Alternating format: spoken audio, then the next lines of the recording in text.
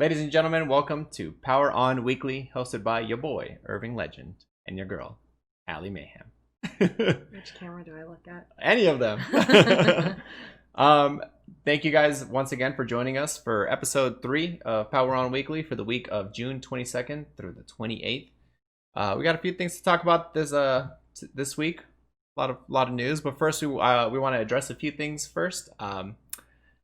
You obviously noticed that we actually released our episodes on Tuesdays, and ideally the original plan was to release them on Mondays, but we're liars. Yeah, we're not lying. No, we are liars. But I quickly learned how long it takes to record. Edit the podcast because we're doing video, obviously. We were a little too ambitious in thinking that on Sunday we could record, edit, do metadata, upload, do everything and get it ready for the next day. It is realistic if we start really, really early in the morning. Yeah, but we're not morning people. We're not morning people. We still want to have some freedom on our Sundays since it is a weekend. And, we might have to go see family or go do something. Watch Overwatch League all day. Overwatch League. Yeah, exactly. So we quickly realized that we need to have a Tuesday release date instead. Yes. So just a little update. Yeah, just a little update. I'm sure you guys have noticed we release on Tuesdays now, but from this point on, that will be a thing. We'll record on Sundays. I'll usually take Monday to work on the editing and stuff like that, and then release it on Tuesday. So yeah. But as well, adding to that, because I am kind of getting not better, but just more comfortable with editing and quicker at editing. I am also going to start applying a few more visual things as far as if we're talking about a game. I'll add in the trailer or any more visuals as opposed to just our lovely faces. But just to add just more things to look at besides us. That way it's just a little more different, I guess. And yeah, because I told Irving when I was watching through the first episode that it was nice, but if anyone's actually sitting down and watching it, it might be nice to just include trailers, gameplay, things like that, because we are talking about something that is a visual medium all the time. So it just makes sense to add that extra bit of visual layer and flair. Yeah. But that of course won't affect anyone who's just watching. Yeah, not watching, listening. Listening to the audio. It's just something to make the video part a little more engaging if you are sitting down and actually watching. Yeah. Since it's on YouTube right now, so it would just be a little more helpful, I think. So yeah, those are just two things that we wanted to kind of get out of the way. So thanks again for watching, and thank you for joining us for episode 3. Now let's talk about the death of Mixer. Wah, wah, wah. This was announced on Monday, June 22nd, that officially on July 22nd, Mixer will be shutting down its website, or just its service. Was this a surprise? Yes and no. Yes, no. Well, if we look at the numbers that we'll show in just a bit, it's not a surprise. I think it is a surprise because they invested a lot of money into this with last year's acquisitions of Ninja and Shroud, and I think King Ithalian, just name a few. Yeah. They spent a pretty penny on all of those streamers, and they really wanted them to kind of not necessarily save their platform, but they thought that they would at least bring more traffic to it. Mm-hmm. And that's smart, right? Ninja is one of the top streamers on Twitch, broke literally the most concurrent viewing records on Twitch when he streamed with Drake and some other celebrities when he was playing Fortnite. That was huge. It made actual news, not just gaming news. It made CNN news or something. I don't know. But so it's completely smart for them to take, the biggest streamer on Twitch and transfer him over to Mixer. Same thing with Shroud. Shroud is a stupidly good gamer. He has really, really good numbers as far as viewers goes, and they thought by bringing him over to Mixer, you'd be able to find success and get success for Microsoft as well. But we found out a couple months ago that was not happening. Nothing really changed at all. If we're looking at the statistics here that we got from, what is it? Streamlabs OBS. or Streamlabs in general, they kind of show the difference between hours watched on April 2019 for hours watched on April 2020. Now, there's no secret, we're in the middle of a pandemic. So obviously, right, the numbers will be going up higher during this time in April. People are sitting at home, didn't have anything else to do, looking for some new entertainment. Yeah. It makes sense that streaming services would all see some sort of growth. Yeah, and that's exactly what happened for everyone except Mixer. Oh, no. They had growth. Oh, no, you're right. So let's go down the numbers, Allie. So Twitch had a 98% growth from year to year, right? With that not being so surprising, in my opinion. No. YouTube Gaming also did have a growth at 65% as well. But I think the most surprising but also questioning is YouTube Gaming with a 238% growth.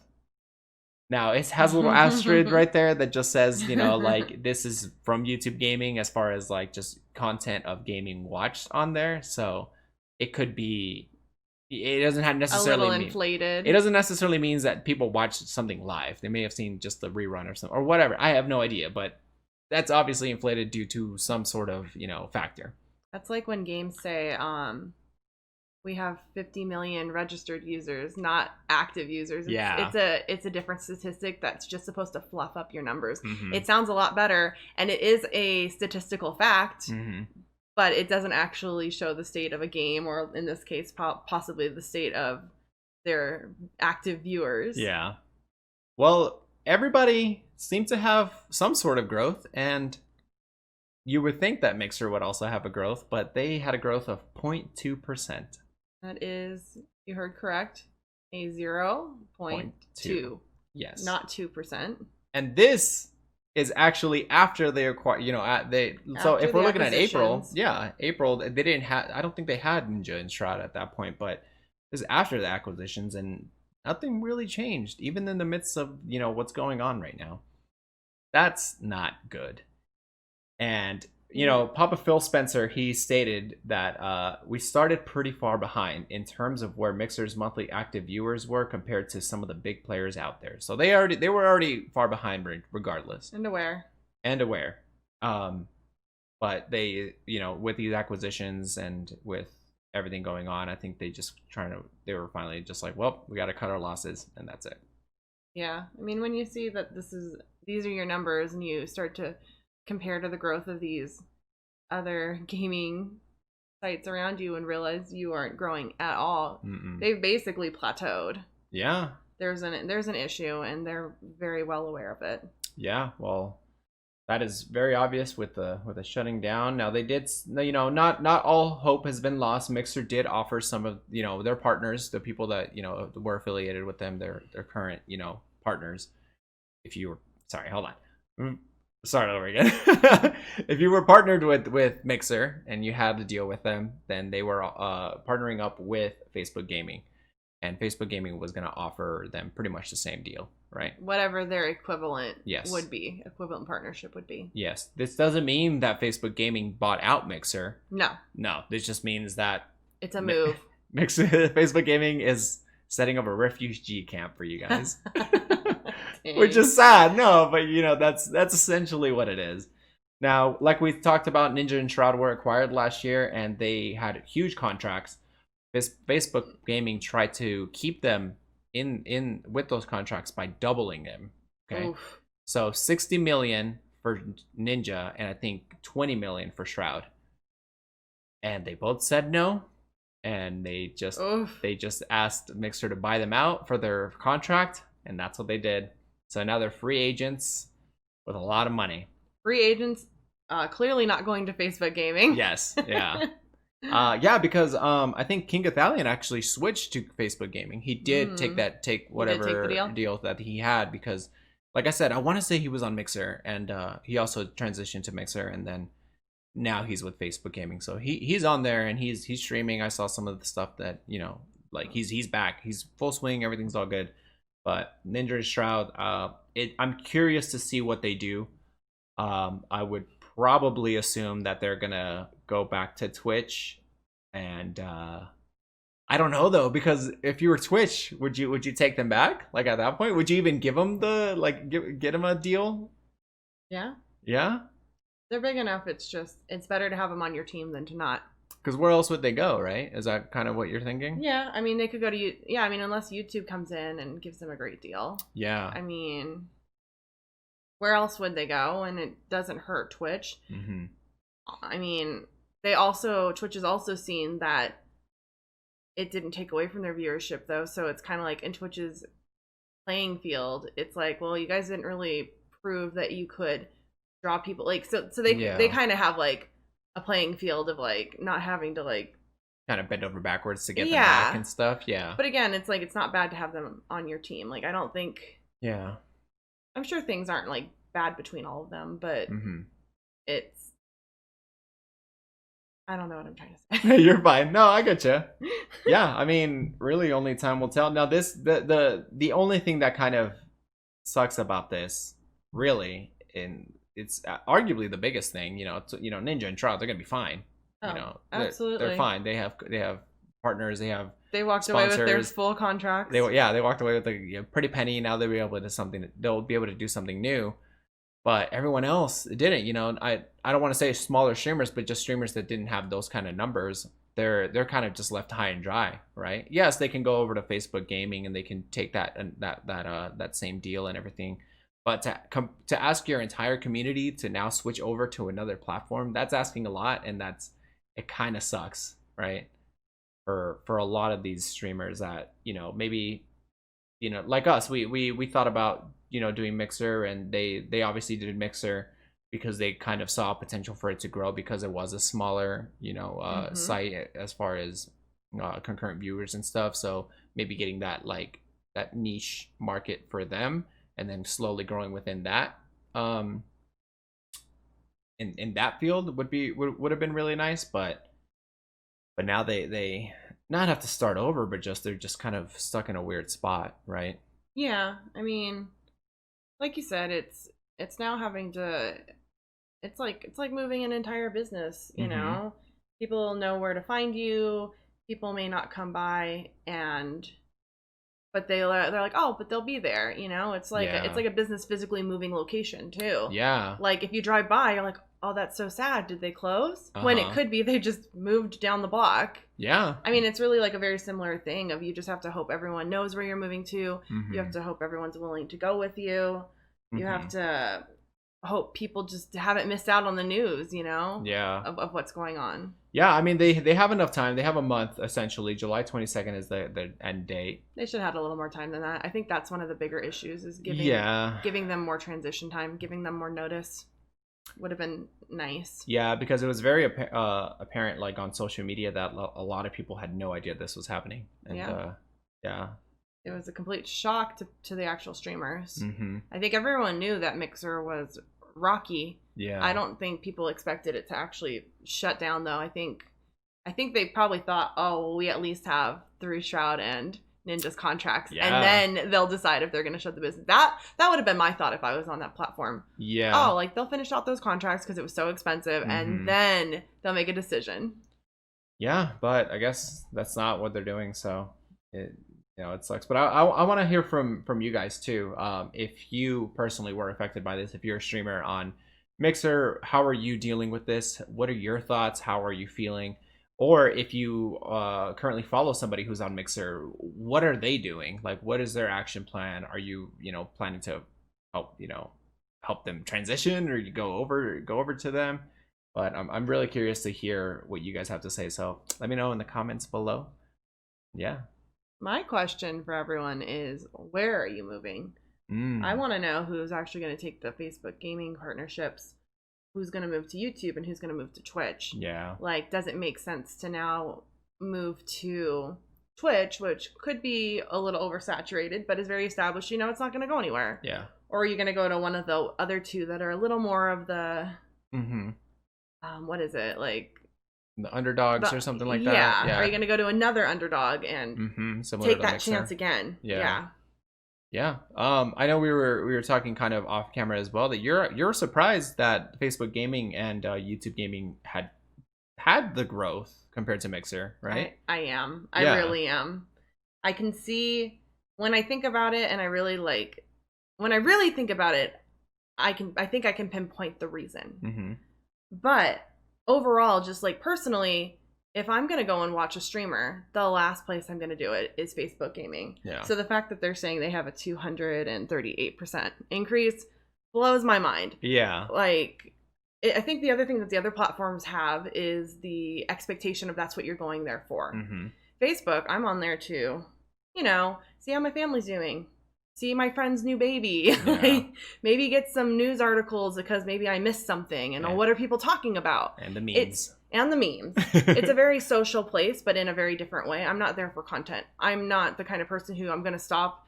If a video is more than 5 minutes long, I'm not watching it on Facebook. If it has the ad, you're like, okay, we're done. Oh my gosh, yes. Like, notoriously, like, if there's an ad, I will stop watching that video and move on. Like, Facebook is not the place where I go to consume content. Mm-hmm. I'm there to socialize, I guess, is more the thing.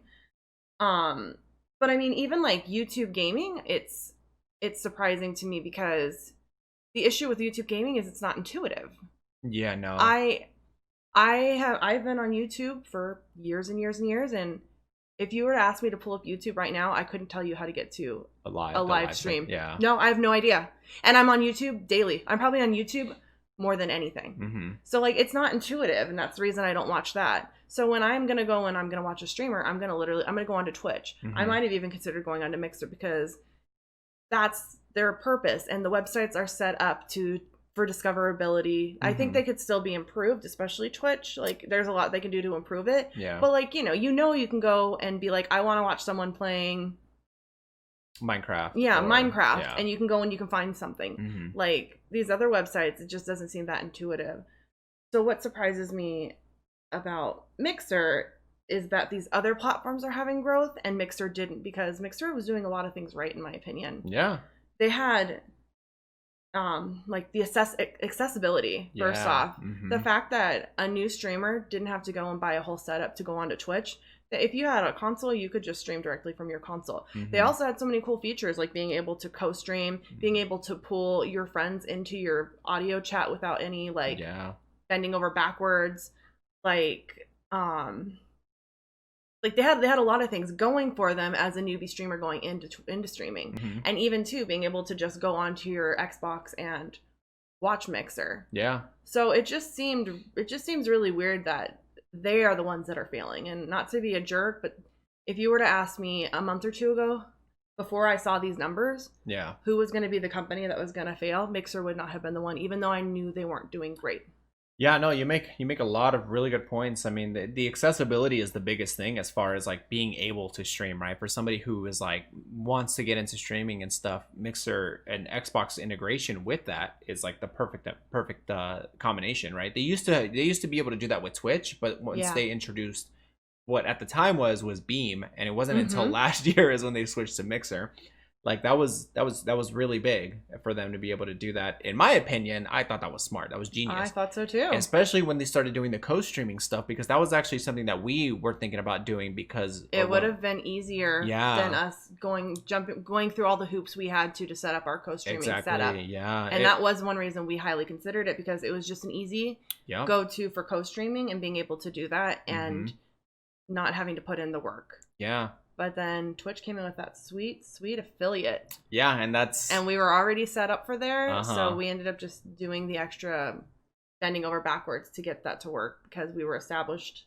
We were automatically affiliate when that program came out, because we were already hitting all the numbers we needed to. Mm-hmm. Like, it just made sense, and I mean, it was smart on Twitch to do that. They literally were like, "Oh, competitor," and they kind of just slid it across in an email. We're like, "Do you want affiliate? Here's a new program we have for you." And it was very smart of them to keep people from switching over. And I think that was a bad thing for Mixer right off the bat. I think a lot of people got affiliate. The requirements aren't, to be honest, that hard. Yeah, no, they weren't that intense, but yeah. And then, as I was saying, like, I think the biggest reason, and what I think attributes to Mixer's failure, is just simply for the fact that The only thing YouTube gaming and Facebook gaming have going for them is you already have so many users on a platform, and it's easy to put that content in front of their face, and maybe someone will stick to it. Yeah. And someone will be interested. I'm not that audience on those platforms, but that's not obvious. Obviously, that there is an audience for that. Yeah. And the issue with Mixer and Twitch, you have Twitch, who's a big player. If anyone's thinking, oh, I want to go watch a video game streamer, everyone already knows Twitch. Everyone already automatically has that name associated with streaming. Yeah. And Mixer was just not able to get their name up there with it. And the issue is, and I think the reason that Mixer failed is the fact that you had to go out of your way to sign up. It wasn't just placed in front of you, and it wasn't the big name you already knew. So the people who were going onto Mixer had to know about Mixer, had to like someone on Mixer, had to have a reason to be there, versus it just kind of falling in people's laps. Yeah. And that's unfortunate for all the Mixer streamers. Yeah. Rest in peace, Mixer.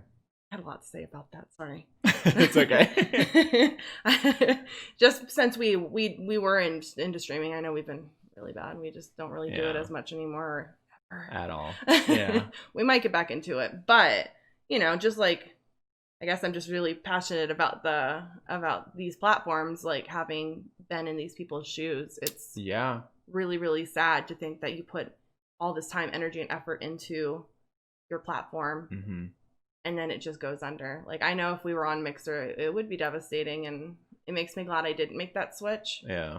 But I feel really bad for everyone who isn't Shroud or Ninja. Or Ninja. It's probably a relief for them. It's horrible for everyone else. So yeah, but yeah, so we're just curious as to how it's affecting everyone and what decisions you guys are about to make. Yeah, let us know. Comments below. Comment below. We're very, very curious.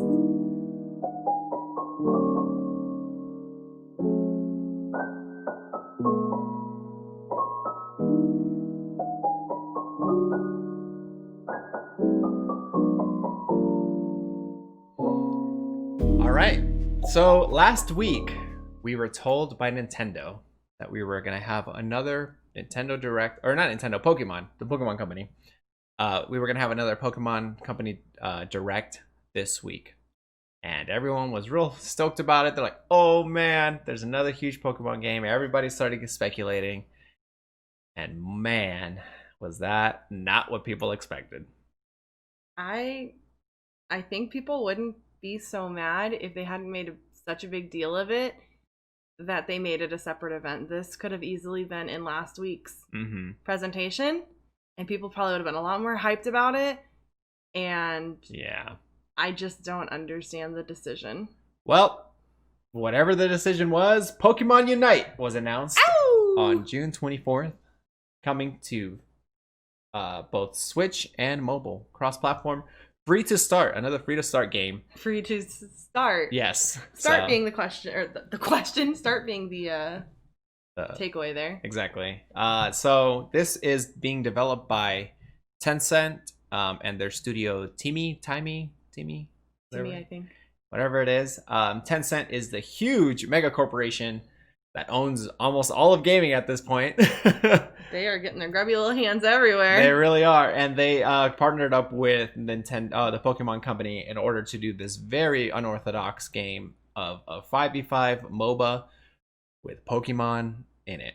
Now, Tencent is very well known for doing MOBAs. I mean, they own Riot, 100% of Riot. Riot is the developers of League of Legends, arguably the biggest MOBA game that there is.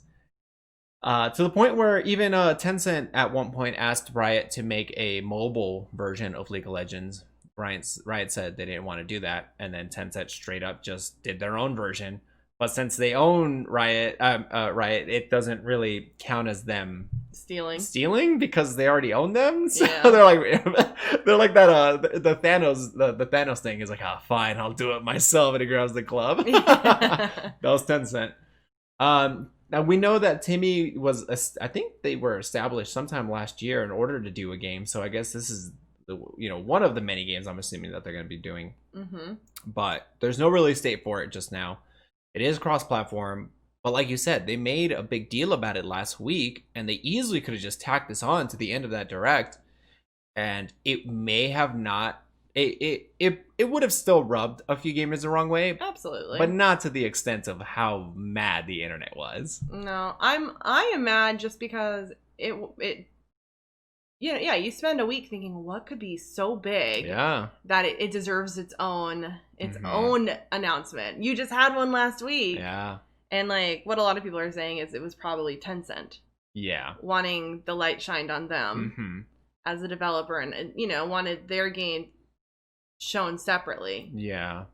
Like I don't know that Nintendo would have made that decision if it hadn't been for Tencent just strong arming them. We did also learn that either a couple months ago or last year they were not trying to do a buyout of the company, kind of like when you buy a bunch of stocks from a company and then you are essentially a percentage of owner. Yeah, you have a percentage of ownership of it. So not necessarily that, but they were kind of trying to strong arm them into doing something out of the box, and they said that they want to do different things with Nintendo properties that they know Nintendo would not do, or just Pokemon. In this sense, Pokemon, right? Yeah. Who would have thought a 5v5 MOBA game with Pokemon characters in it would ever be done by a Pokemon company? I think that's a great attitude to have, though. Like, everyone's mad, but I think it's a great attitude to have.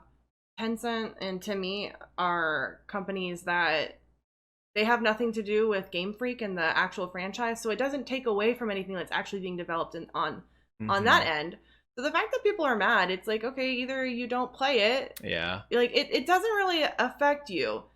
So I don't understand why people are like so mad. Like if you're not interested, cool, you don't have to get to buy it. And like I said, it's not taking away from the development of anything else because it's its own separate studio that's specifically devoted to this.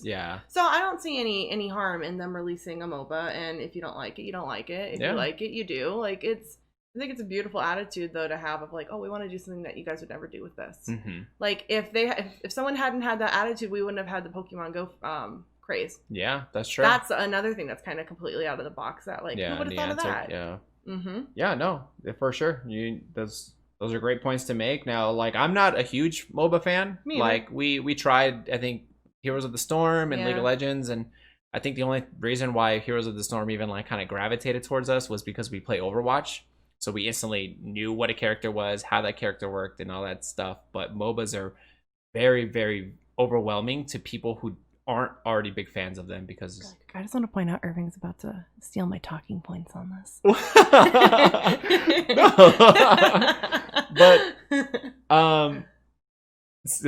I lost my train of thought. Oh my God, what you were gonna say, because we had this conversation when the announcement about a MOBA was made.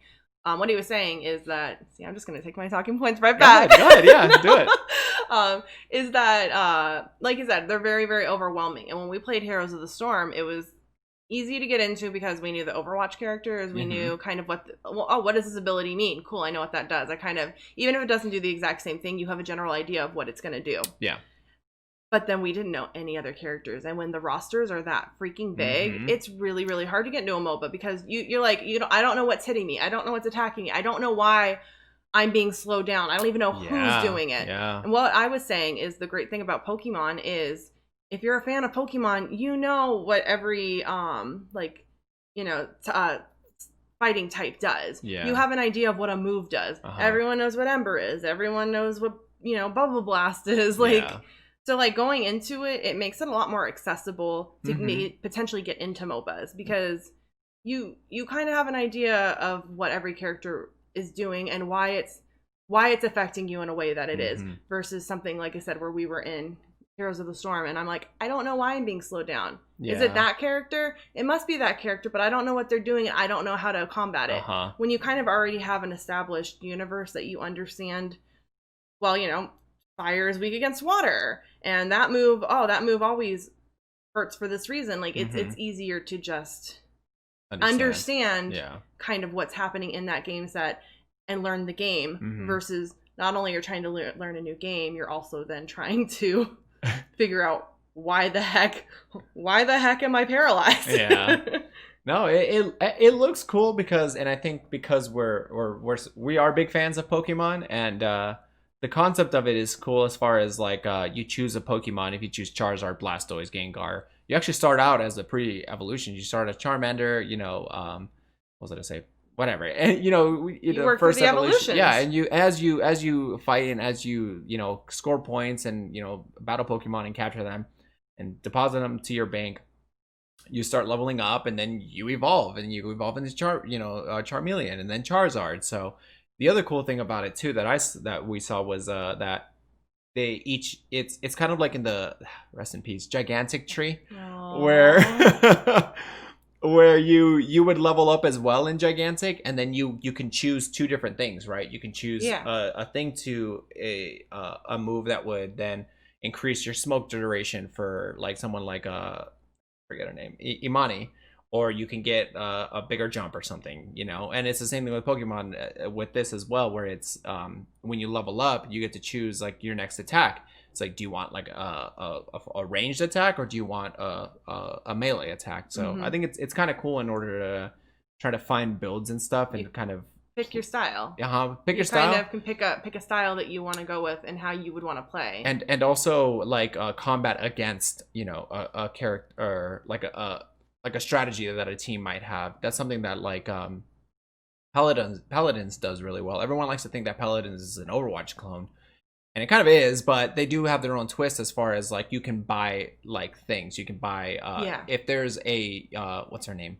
A Sky, right? If there's a Sky in the back line just going invisible all the time and she's constantly hammering you and you're constantly dying to her, you can buy Illuminate, and then you can see her invisible from a further distance. So like from this, you Illuminate 1, you can see her when she's close. Illuminate 2, you can see her when she's a little bit further. Illuminate 3, like the farthest amount. So now you can see her, so then you can combat against her. So like having that kind of strategy in this kind of a game is actually, I think it's really cool, because it's Pokemon, and I that level of like strategy is kind of appeals to me, and it's interesting. Yeah. And just wrap it up with Pokemon, and that makes it even better. Well, and that is the nice thing, is it doesn't. Again, I don't play MOBAs, but it sounds like what you're saying is it isn't a direct MOBA clone either. It isn't just a MOBA game with Pokemon slapped on it. It sounds like they're trying to introduce some of their own little mechanics and ideas. Yeah, I'm not 100% sure if those mechanics were stripped from League of Legends or whatever they're getting this inspiration from. I know a lot of people, that's what they're saying, that it's literally just a clone of a game. I've never played those games, and I never like. In the comments, let us know. Yeah, let me know how much of a ripoff this is. If like as a fan as a non-MOBA fan, am I just looking at this not from your eyes? Like let us know, because if it's, are we just blinded by the fact that it's like, oh, it's something, it's not, because it's hard when it's like, oh, it's Pokemon, but I don't know MOBA, so we don't have anything really to compare it to except League of Legends. Yeah, maybe not League of Legends. Heroes of the Storm. Heroes of the Storm. Yeah. So yeah, I mean, how is that part of the reason people are so upset? Like, yeah, like let us know in the comments if we're completely like, if we're wrong on it not being a complete and total ripoff. Yeah, I mean, regardless, I'll give it a shot. It's free to start, cross-platform on mobile and Switch. So, like, I'm down to go. I'm probably pick, Charizard or something. But yeah. Here's my thing: is I'm cheap, so I'll try it. Yeah.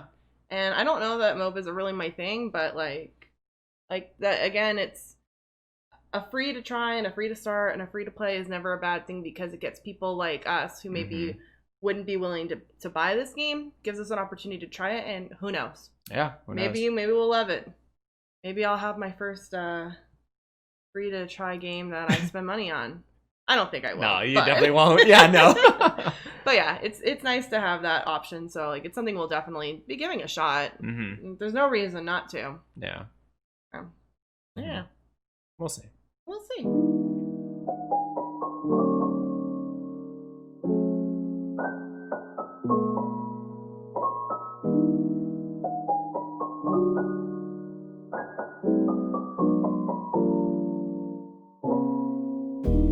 Night City Wire. Woo! So last week we talked about how Cyberpunk 2077 was delayed. Woo! Not woo. And I said last week that I was okay with that, right? Yeah, and you are a big old liar. Or lying all over the place. No, after watching Night City Wire, I am so hyped. I'm so hyped, and I'm sad that it's delayed now. Again, it's fine. I understand they need to fix things and stuff. But after seeing what we saw and hearing what media got to play with, Irving is really wishing we were media now. man, yeah. If CD Projekt Red, your tiny little podcast here, I'd love to play it early, but it's okay. That was a good try. Yeah, I really saw it. Never hurts to ask. And it really doesn't.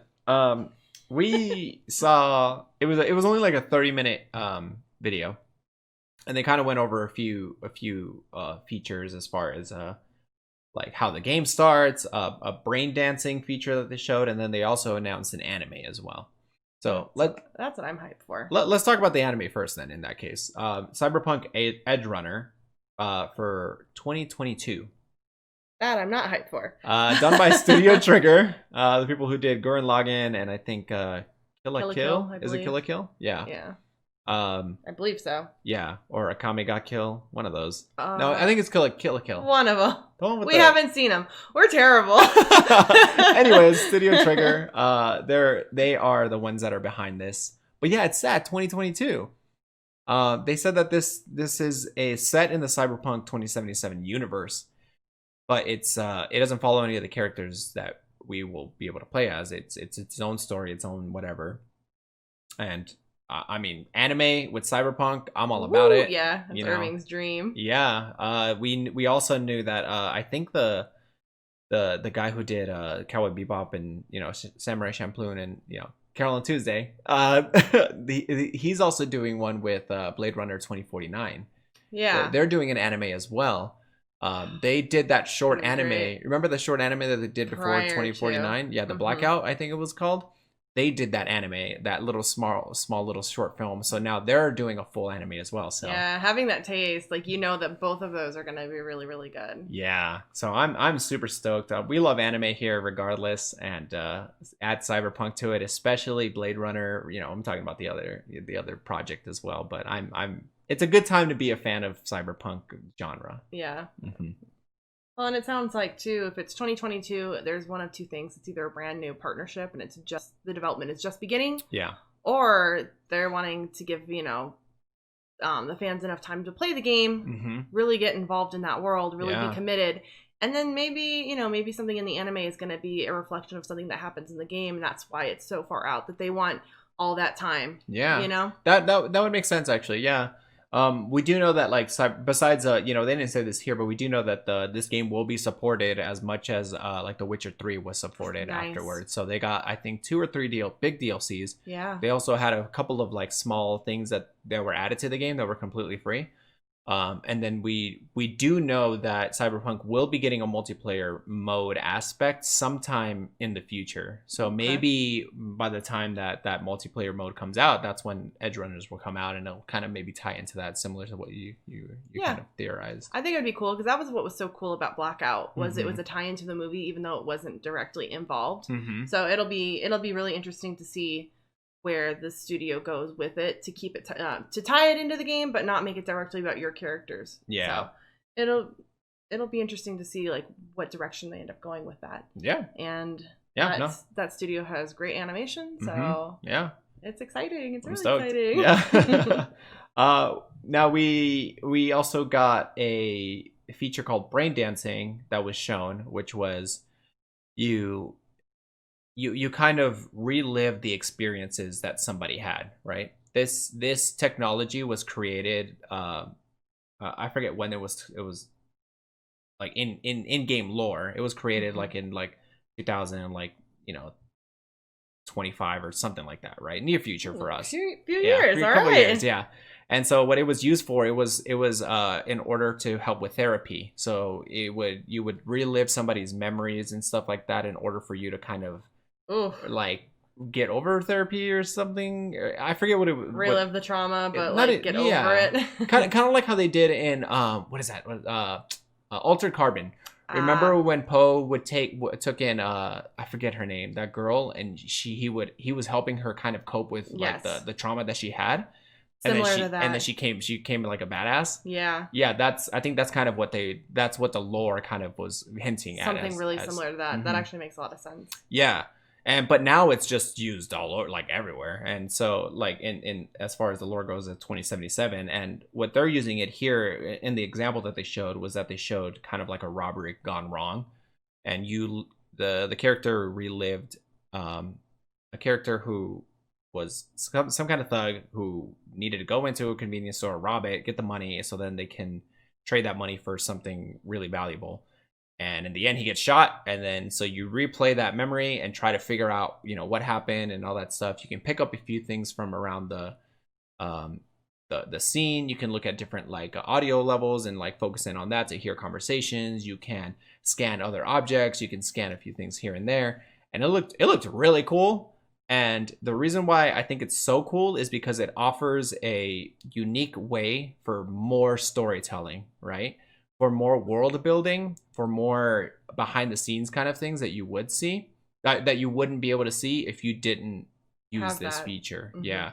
Because I mean, you can play the game and they have like a ton of different quests and all that stuff, but a lot of the things of the brain dancing feature that they mentioned was more of the lines of like living in someone else's shoes to tell a different story, right? Mm-hmm. Maybe this one is really about like more philosophical and more, they've got religious tones, so it kind of makes you think about those kind of things. Or maybe there's a really crazy experience that happened and kind of taking that experience and seeing what you can kind of learn out of it. So I know that sounds super weird and to be excited for, but I think that's a really cool feature, and I love games that do storytelling in a different way. And I think this is a really, really interesting way of using the universe that they already have established and making that universe help you tell a story. So I'm sorry, I kind of rambled on for a bit, but yeah, I'm just kind of stoked. The media got 4 hours to play remotely. So because of everything going on, they couldn't go to, the studio and at CD Projekt Red Studio in order to play these hands-on. So they played it kind of like through Stadia, like kind of Stadia-y, where it was being streamed to them. Yeah. There was a little bit of a delay, but everyone who played it, a lot of media got to play it, and a lot of good things were being said from this, right? Yeah, absolutely. Yeah. People were mentioning how huge the game was. They only got 4 hours to play, and they can go anywhere, so they can do the missions, the main missions if they wanted to. But half the time, some of the people were saying that they would literally just walk around and something would happen, and they just kind of went into like a side quest, similar to like what a lot of people experience through The Witcher. Sometimes the people would just play The Witcher and just walk around town, and then things would just happen, or they would run into a quest that they were just like, I guess I'm doing this now. Yeah. That more very explorative style of experiencing the world instead of seeking. Yeah. You let it come to you. Or being told like this is what you have to do. And the media was saying that that's a huge thing that they kind of felt about it. And they did say that it almost felt overwhelming at times, just of how dense the areas were, how many like characters you kind of could interact with, and just things would be popping up. And they only got a taste of the map because there's I think 7 districts, and they only got to play I think 2 districts, which one of them you can only play if you started off as a nomad, which we'll get back. Desert? Yeah, okay. We'll get back to in a bit. But overall, everyone's take on it has me even more excited. So yeah, no one had anything bad to say. Yeah, which is good. Yeah, which is we all kind of thought that this game was gonna be really good, but we didn't want to have our expectations so high that it kind of ruined it. I think though that it didn't surprise me, and it doesn't hype me up anymore because I have that expectations of Project CD Red, like CD Projekt Red. Yeah, that's what I said. Yeah, what did you say? Yeah. Yeah, no, and it's just I think there's just that expectation of greatness and good storytelling. A very dense world. So I'm not, like I said though, but it doesn't hype me up anymore because you're not surprised. I mean, yeah, I expected what everyone said, so I'm just like, oh, okay. Yeah. I think that's the only reason I'm not like getting like super hyped up every time I see something new. It's kind of like, okay. Yeah. All right. Yeah. Yeah. Like I expect that. Yeah, no, for sure. But I think more than anything, it's just like Cyberpunk for me, and this game. We talked about it last week, but this is such. Like, this is a dream game of mine that I've wanted for forever. Like, like that first, I didn't talk about this last week, but like that first trailer that they showed, like I love that trailer. The music, the visuals, it looks so good, you know. And so since then, it's just been all hype for me. But finally being able to see more details and more details, and then hearing that we are even we're still gonna keep getting more details about it. It just kind of, it gets me really excited. That's all. I know, so, it does. Yeah. So going back to what we talked about, you get to start off as three kind of backstories, right? So you're either a nomad, you're a street kid, or a corpo. And depending on your backstory, you actually start off the game in a different location. And one of the locations that they got to play as when you played as a nomad was the Badlands, and it's just this empty kind of desert with little towns here and there.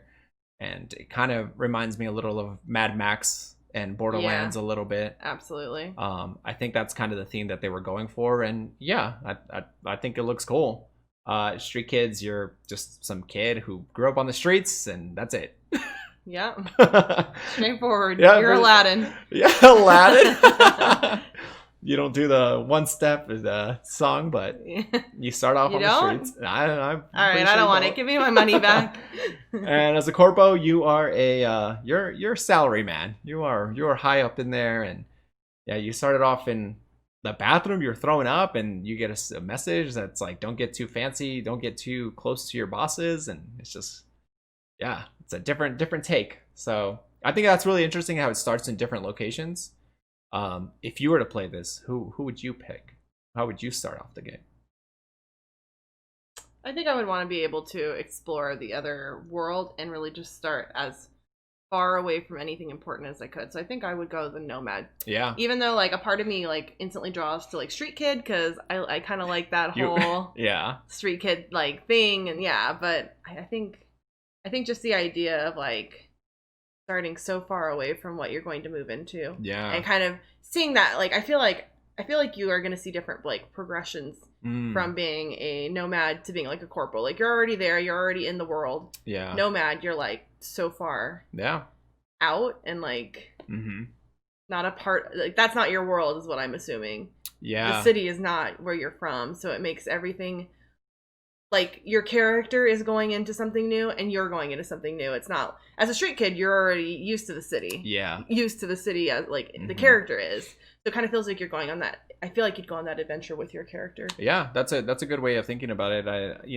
I instantly drew to street kids for the same reason as you. But after reading like the nomad and like what they kind of represent, they're very honest, they're very genuine kind of people. And I'm like, that's me. I feel like I'm really honest and genuine, and like I kind of feel that, and like I think you're right that would be a really cool way to kind of live that game, is from going from like kind of like started from the bottom, now you're in Night City. Exactly. That's what I was trying to say. Yeah. I just did not started from the bottom, now we're here. Yeah. And and nothing against like, corpo, that might be the opposite, way of like you're so lost in like this like this world, this corporate, world, that you kind of forget about, the little things and stuff like that. And instead of just being so cutthroat, because that's what the kind of people that they said that they are. They're very cutthroat. They don't play by anybody's rules, and they win to win, and that's it. Yeah. So, but I think Street Kid's like kind of in the middle of there. Yeah.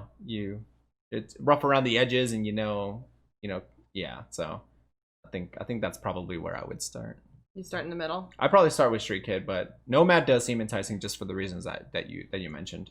I feel like too, like, like I would want to start with that, because then you always have the option to do a new game and start somewhere else. Yeah. But like you kind of just have that like that learning with your character is what I'm hoping and assuming.